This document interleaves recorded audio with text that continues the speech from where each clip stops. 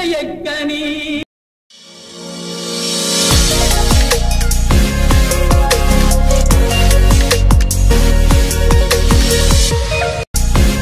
இட வேண்டும். இதயக்கனி 1975 வந்த படம். 50 வருஷம் நெருங்கி முடிய போகுது. அடுத்த மாசத்துல பொன்விழா நிறைவேறியது இந்த படம். நிறைய பெரிய பெரிய ஹீரோக்களோட படம் இன்னைக்கு ரிலீஸ் ஆயிருக்கு. அதோடு சேர்ந்து இன்னைக்கு இத்தனை வருஷம் மட்டும் எம்ஜிஆர் போட்டி போடுறாரு. எம்ஜிஆர் போட்டி போடல, எம்ஜிஆர் கிட்ட தான் எல்லாருமே போட்டி போடுறாங்க. அதாவது என்னன்னா, அவர் நடிக்கிற காலத்துல இருந்து பார்த்தோம்னா அவருக்கு 30 வயசுல ஹீரோவா இருக்காரு. 40 வயசுல ஹீரோவோட உச்சம். 50 வயசுல வந்து அது எல்லையில்லா உச்சம். அது அவருக்கு 50 வயசு இருக்கும்போது பார்த்தோம்னா அந்த காலகட்டத்தில் 25 வயசு நடிகராக ஜெய்சங்கர் என்ட்ரி ஆகுறாரு. அப்போ அவர் இளமையாக இருப்பார், அழகாக இருப்பார். யாரு? ஜெய்சங்கர் அழகாக இருப்பார். தலைவர் 50 வயசுல பார்த்தீங்கன்னா ஜெய்சங்கருக்கு அழகோட அவர் அழகாக இருப்பார். வயசு பார்த்தா 25 வயசு அது அதிகம் அவருக்கு. அந்த இதுக்கு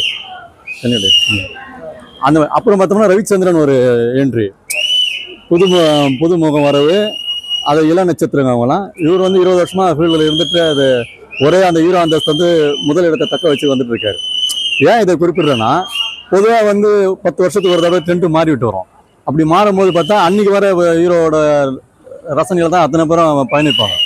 ஆனால் தலைவர் வந்து எத்தனை நடிகர்கள் புது புது அறிமுகம் வந்தாலும் தன்னோட ரசிகரை கட்டுக்குள்ள வச்சுக்கிட்டது மட்டும் இல்லாமல் அடுத்து வர தலைமுறையும் தன்னோட ஈர்ப்பை பார்க்கணுன்ற மாதிரி அவரோட ஒரு மேனேஜத்தை வளர்த்துட்டு வந்தார். அதே சமயம் பார்த்தீங்கன்னா உடம்பு வந்து ரொம்ப கட்டுக்கோப்பாக வச்சுட்டு இருக்காரு. இதுக்கெல்லாம் எத்தனை உழைக்கணும்னு கொஞ்சம் யோசனை பண்ணி பாருங்க. அதிகாலையில் எழுந்து உடற்பயிற்சி செய்யணும், அழகையும் மேம்படுத்த அதுக்கான சாதனங்களும் அவர் செய்யணும். இத்தனை யோகா செய்வேன்னு சொல்லுவாங்க. தலைவர் யோகா செய்வார், அதிகாலை நீச்சல்லாம் செய்வார் சொல்லுவாங்க. இதெல்லாம் வந்து இளைய தலைமுறை நடிகர் வந்தாலும் அவங்க வந்து இவர்கிட்ட தப்பு கொடுக்க முடியல. இப்போ ஜெய்சங்கர் எடுத்தோம்னா 100 படம் கதாநாயகன் நடிச்சிருக்கான்னு சொல்லுவாங்க. என்னன்னா இவர் 136 படம் தான். அதுல ஒரு 16 படம் முன்ன ஒரு காட்சியில் போன படம் தான் ஆகுது. அப்படி கணக்கு பார்த்தா 100 படம் கதாநாயகனா இருப்பார்னு வச்சுங்களேன். ஜெய்சங்கர் வந்து 100 படம் நடிச்சிருப்பார். ஆனால் எத்தனை படம் கேட்டால் யாராவது சொல்லியிருக்க முடியுமா? அதுதான் இவருக்கு 100 படம் கேட்டீங்கன்னா அத்தனையுமே மக்களுக்கு வந்து அத்துப்படி.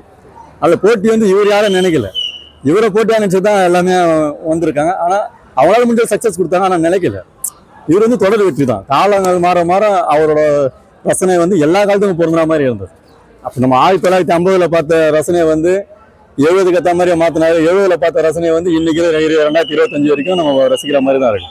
இந்த இதயக்கனி படம் எடுத்ததுனால அவரோட துள்ளல் வந்து தனி ரகம். இதில் வழக்கமாக ஒரு துருத்துருந்தா இருப்பார். எங்கேயுமே ஒரு சில இடத்துல நிற்க மாட்டார். அவர் நல்லா வேகமாக ஓடக்கூடிய ஆள். சண்டை காட்சி வந்து அது விறுவிறுப்பு அதிகமாக இருக்கும். ரசனையாக மக்கள் வந்து ரசிக்கிற மாதிரியே தான் செய்வார். இந்த படம் வந்து வேட்டைக்காரனுக்கு அப்புறம், வேட்டைக்காரன் சொல்லுவாங்க சுறுசுறுப்பு வந்து காக எடுத்ததுண்டு. அதுக்கப்புறம் பார்த்தோம்னா தலைவரோட கிட்டத்தட்ட அவருக்கு வந்து 60 வயசு நெருங்கிடுச்சு. இப்போ வயது நடிகன்னு ஒரு கேள்வி பேச்சு சொன்னாங்க எனக்கு. அந்த மாதிரி பேச்சு அது முறியடிக்கணுன்ட்டு அவரோட வேகத்தை பாரு, அந்த இளமையை காட்டுனா அந்த வயசுல 25 வயசு நடிகோட அதை செஞ்சு காமிக்க முடியல. அதே சமயத்தில் என்ன சொன்னோம்னா, இந்த படத்துல எல்லா அம்சமும் இருக்கு. திரைக்கதையும் சரி, அந்த திரில், தலைவரோட உடையமைப்பெல்லாம் அவ்வளோ அருமையாக இருக்கும் ஒவ்வொன்றும். அதே சமயம் எல்லை மீறின கவர்ச்சியும் அது இருக்க தான் செய்யும். தலைவரோட படத்திலே ரொம்ப கவர்ச்சியான படம் இந்த படம் தான். இதில் இன்னொரு விஷயம் என்னன்னா, இந்த படத்தை பார்த்த தாய்மார்கள்லாம் தலைவரை பார்த்து சங்கஜமாக கொஞ்சம் பேச துடிச்சிருக்காங்க. என்னம்மா ஏதோ தாங்கிட்டு இருக்கீங்க, என்ன தானே சொல்லுங்கண்ணா. இல்லை, நீங்கள் இந்த படத்தை ரொம்ப கவர்ச்சியாக பண்ணுறீங்க, உங்களை எங்களுக்கு அந்த மாதிரி பார்க்க முடியலண்ணா. இதை ஏன் இப்படி சொல்கிறேன்னா, அந்த சொன்ன ஒரு வார்த்தைக்கு இனிமேல் அது மாதிரி இருக்காது பார்த்தோம்னா, அதுக்கு அடுத்த வந்த படத்தில் பார்த்தீங்கன்னா தலைவர் வந்து காதல் காட்சியில் நெருக்கமே இருக்காரு. ஹீரோயின்ஸு கிளாமரா ட்ரெஸ் போடுவாங்க, அவங்க கனவு பாட்டெல்லாம் பாடலாம். இந்த கனவு பாட்டோட தலைவர் வந்து ஒரு நெருக்கத்தை அதிகமாக காட்ட மாட்டார். தாய்க்குள்ள தன்னை எப்படி எதிர்பார்க்குறாங்க அவங்களுக்காக தன்னை மாற்றிக்கிட்டு செயல்முறையை கொண்டு வருவார். இந்த ஹீரோ தன்மையை வந்து எந்த ஹீரோவை செய்வாங்களான்னு அது என்னன்னா, மக்களை வந்து இவர்கிட்ட எனக்கு இந்த மாதிரி வேணும்னு சொல்றதுக்கும் இன்னைக்கு நடிகரும் சரி, அரசியல் தலைவர் யாரும் இல்லை.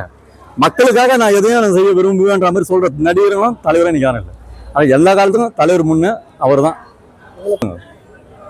அண்ணா பேச ஆரம்பிச்சு கட்சி தொடக்கத்துக்கு உண்டான படமா இது ஆரம்பிச்சது இல்லை. இந்த படம் 72 கட்சி ஆரம்பிச்சுட்டாரு. 72 73 திண்டுக்கல் இடைத்தேர்தலை வச்சுட்டாரு. 74 பாண்டிச்சேரியில் ஆட்சியை பிடிச்சிட்டாங்க. இந்த படத்துல அண்ணா பேசுற மாதிரி ஏன் அதை அமைச்சிருக்காங்க சொன்னோம்னா, இந்த படத்தோட பேர் வந்து இதயக்கனி. நாடோடி மன்ன வெற்றி மாபெரும் பிரம்மாண்ட வெற்றி விழாவில் பேரறிஞர் வந்து அதை அந்த வார்த்தை குறிப்பிட்டார். ஒரு மரத்தில் பணம் பழுத்து இருந்தது, அது யாரோட மொழியில் விழுமோன்னு பல பேர் வாங்கியிருந்தாங்க. நல்ல வேலையாக அது என் மடியில் விழுந்ததுன்னு அதை சொல்லுவார். அதை தான் இதுலையும் சொல்லுவாங்க. அதுக்காக இந்த இதயக்கனி டைட்டிலுக்காக ஆரம்பிக்கிறப்ப வந்து அந்த அண்ணாவோட சொன்னதை அண்ணா படமும் வச்சு அண்ணாவோட வாய்ஸ் தான் அதை சொல்லுவார். பொருந்து போகும். அது எனக்கு பிடிச்ச தலைவர் 2 படம். ஒன்று மக்கள் திலகம், இன்னொரு நடிகர் திலகம், வேற யாருமே கிடையாது.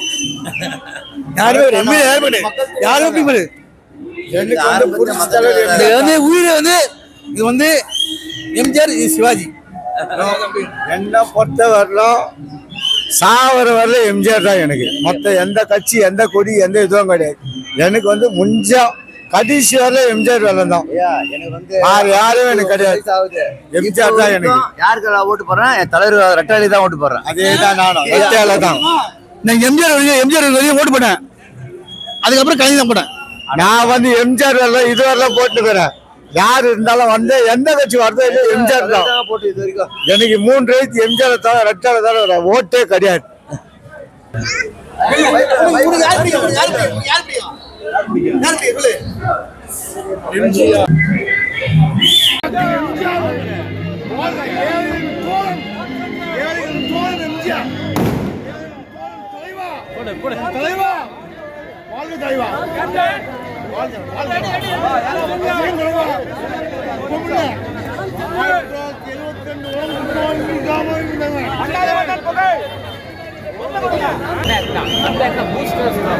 அந்த காலத்துல வந்து 90,140 ரூபா இன்னைக்கு ரேட் எடுத்தா 75-60 வருஷம் ஆகுது. மூஞ்சி மறையினா இன்னைக்கு ரேட்டு கம்பேர் பண்ண அதை காமிச்சா முகம் மறையா அதே கம்முன்னு சத்தியம் தட்டுக்கு ஒரு மாபெரும் வெற்றி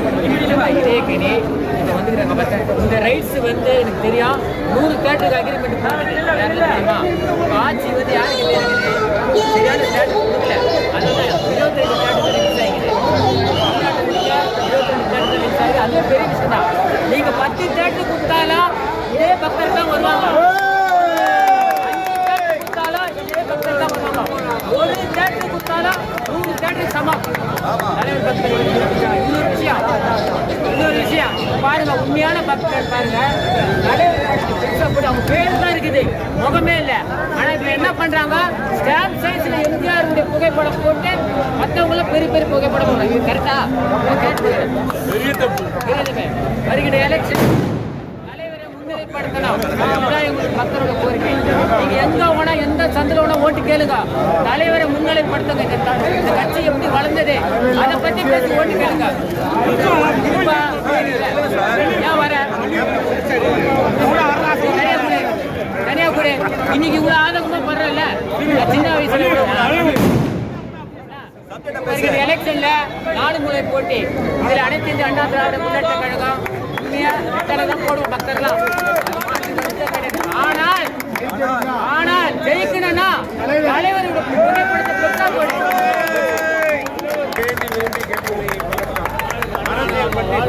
அதாவது அரசியலிலே நமது தலைவருடைய படத்தை ஸ்டாம்ப் சைஸில் போடுகிறார்கள் என்று அது நம்முடைய பக்தர்கள் நமது பலத்தை காட்டினால் தானாக அவர்கள் பெரிசாக தலைவர் படத்தை போடுவார்கள். ஏனால் ஓட்டு கிடைக்கும் என்பதால். ஆனால் நம்ம பக்தர்கள் சரியாக அதை முயற்சி பண்ணவில்லை. நான் 2 நாட்களுக்கு முன்பு அமைச்சர் CV சண்முகத்தை நேரிலே சந்தித்து இந்த கோரிக்கையை வைத்து இந்த தலைவர் படத்தை பெரிதாக போட வேண்டும் என்று. அதே போல நாளை KP முனுசாமி அவர்கள் கிருஷ்ணகிரி சென்று சந்திக்க இருக்கின்றேன். அவரிடம் இந்த கோரிக்கை வைக்க போகிறேன். தலைவர் படத்தை பெரிதாக போட வேண்டும், அப்பொழுதுதான் புரட்சித் தலைவர் பக்தர்கள் ஓட்டு உங்களுக்கு கிடைக்கும் என்று. அதன் பிறகு எடப்பாடி பார்க்க போகிறோம். இந்த கோரிக்கையை கண்டிப்பாக வைத்து இந்த தேர்தலுக்கு தலைவர் படம் பெருசாக போட வேண்டியது அவங்களுடைய தலைவிதி. அந்த இதை நாம் செஞ்சே காட்ட வேண்டும். மிக்க நன்றி.